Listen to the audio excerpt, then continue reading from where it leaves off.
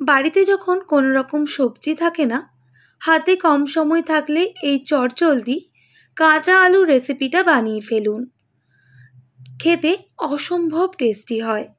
নমস্কার বন্ধুরা, Prius cooking ব্লগে আবারও একটি নতুন রেসিপিতে আপনাদের সবাইকে স্বাগত জানাই।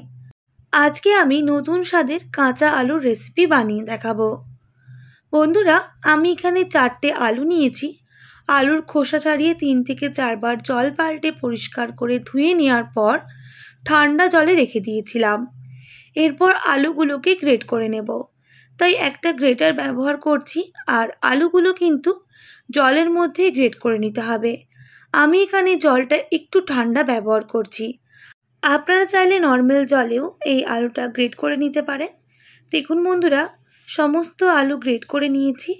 এবার পরিষ্কার জলে আলুগুলোকে ধুয়ে নিতে হবে। 3 থেকে 4 বার জল পাল্টে ধুয়েও নিয়েছি। এরপর আলুর যে এক্সট্রা জলটা ছিল সেটা বের করে নিতে হবে।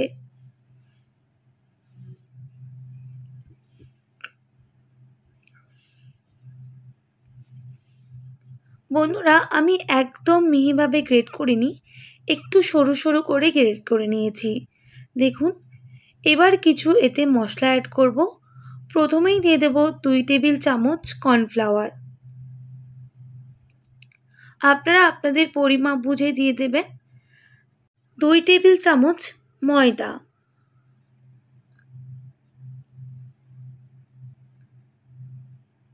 দিয়ে দেব গ্রেট করে রাখা আদা। আমি আজকে নিরামিষ পদ্ধতিতে বানিয়ে দেখাচ্ছি, আপনারা চাইলে আমিষ পদ্ধতিও বানিয়ে নিতে পারেন। স্বাদ মতো লবণ, সামান্য ঝাল লঙ্কার গুঁড়ো, আপনারা ঝালটা কম বেশি করে নেবেন, সামান্য গরম মশলার গুঁড়ো। বন্ধুরা, আপনারা চাইলে এখানে শুকনো লঙ্কা গুঁড়োর জায়গায় কাঁচা লঙ্কাও ব্যবহার করতে পারেন, সামান্য বেকিং সোডা। এবার সমস্ত উপকরণ খুব ভালো করে মিক্স করে নিতে হবে।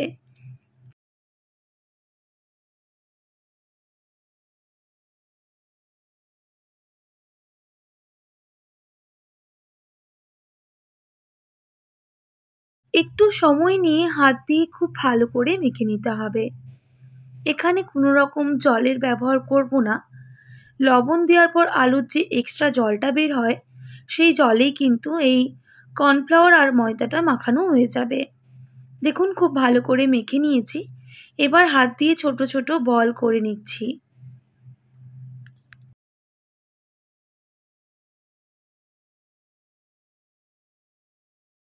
বন্ধুরা, এইভাবেই সমস্ত বলগুলো রেডি করে নিতে হবে।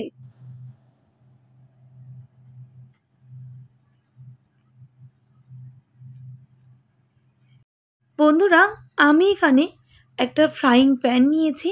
প্যানে কিন্তু আগে থেকেই গরম তেল বসিয়ে দিয়েছি। তেলটা কিন্তু ভালোভাবে গরম হয়ে গেছে। এবার বলগুলো দিয়ে দিতে হবে।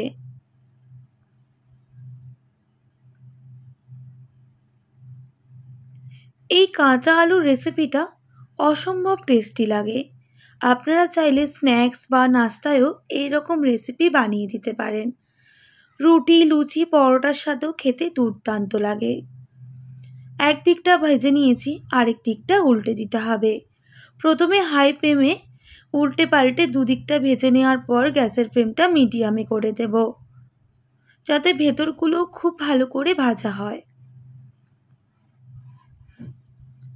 দেখুন বন্ধুরা, উল্টে পাল্টে দুদিকটা খুব ভালো করে ভেজে নিয়েছি। এবার গ্যাসের ফ্লেমটা হাই করে বেশ লাল লাল করে এগুলোকে ভেজে নিতে হবে।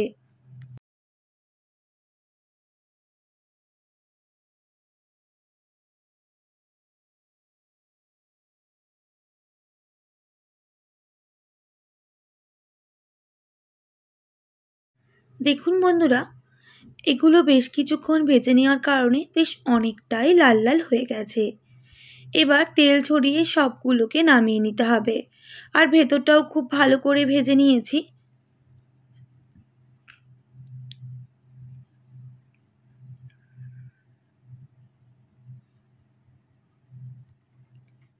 একইভাবে দ্বিতীয় ব্যাচেও আমি ভেজে নেব। প্রথমে গ্যাসের ফ্লেমটা হাই রাখবো। আলুর বলগুলো দেওয়ার সময় তারপর উল্টে পাল্টে বেশ কিছুক্ষণ ভেজে নেওয়ার পর গ্যাসের ফ্লেমটা মিডিয়ামে করে আবারও ভেজে নেব, তাহলে ভেতরগুলো খুব ভালো করে ভাজা হবে।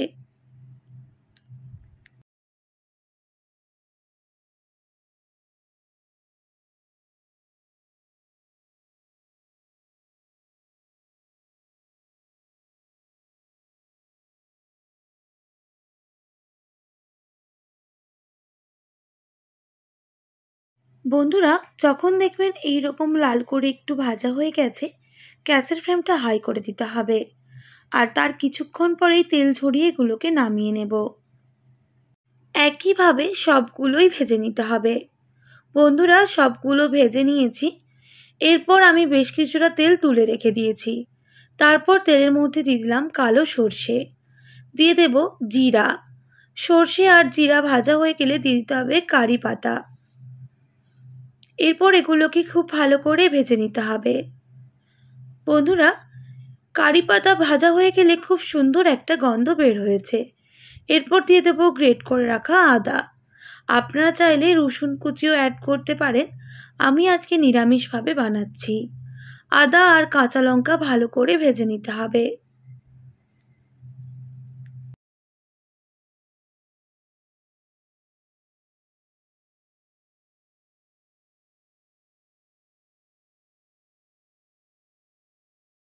তিন থেকে 4 মিনিট খুব ভালো করে ভেজে নিয়েছি।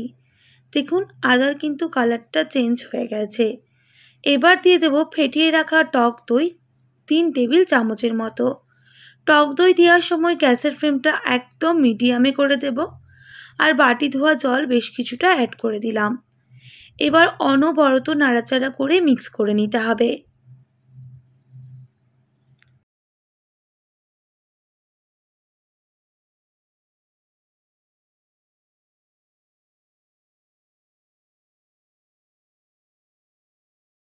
বেশ কিছুক্ষণ খুব ভালো করে মিক্স করে নিয়েছি। এরপর কিছু মশলা অ্যাড করব। দিয়ে দিচ্ছি কাশ্মীরি লঙ্কার গুঁড়ো সামান্য পরিমাপ। আবারও ভালো করে মিক্স করে নিতে হবে।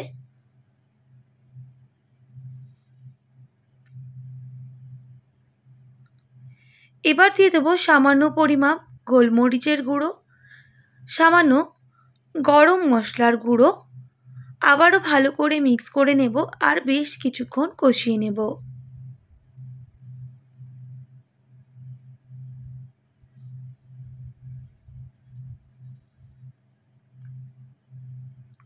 বেশ কিছুক্ষণ কষিয়ে নেওয়ার পর দিয়ে দেব স্বাদ অনুযায়ী লবণ।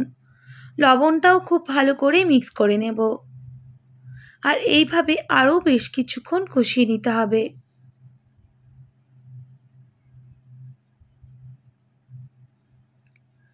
প্রায় 1 থেকে 1.5 মিনিট খুব ভালো করে মশলাটা কষিয়ে নিয়েছি।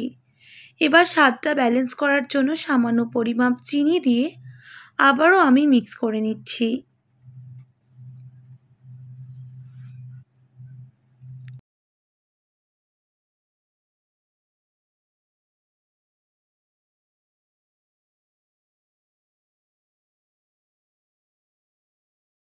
প্রায় 3 থেকে 4 মিনিট সময় নিয়ে আমি মশলাটা খুব ভালো করে কষিয়ে নিয়েছি।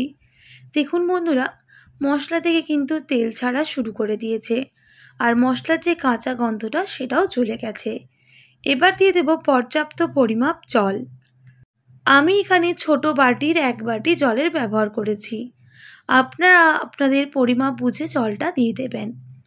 এবার ফুটিয়ে নিতে হবে প্রায় ধরুন 3 থেকে 4 মিনিট সময় নিয়ে, যাতে জলটা ফুটে মশলার সাথে খুব ভালোভাবে মিক্স হয়ে যায়।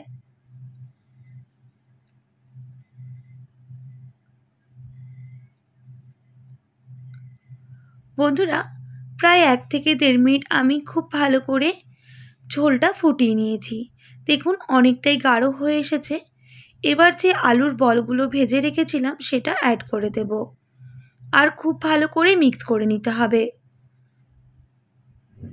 মিক্স করে নেওয়ার পর আবারও বেশ কিছুক্ষণ এইভাবেই রান্না করে নিতে হবে।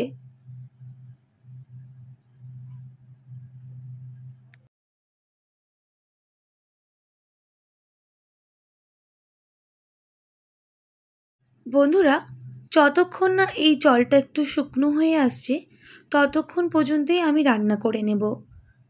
গ্যাসের ফ্লেমটা হাই রেখেই আমি 2 থেকে 3 মিনিট রান্না করে নিয়েছি। দেখুন জলটা কিন্তু একেবারেই শুকনো হয়ে এসেছে। আপনারা চাইলে এই রেসিপিটা বিকেলের নাস্তা কিংবা রুটি, পরোটা, লুচির সাথেও খেতে পারেন। অসম্ভব টেস্টি হয়। একেবারেই রেডি হয়ে গেল আলুর নতুন স্বাদের রেসিপি।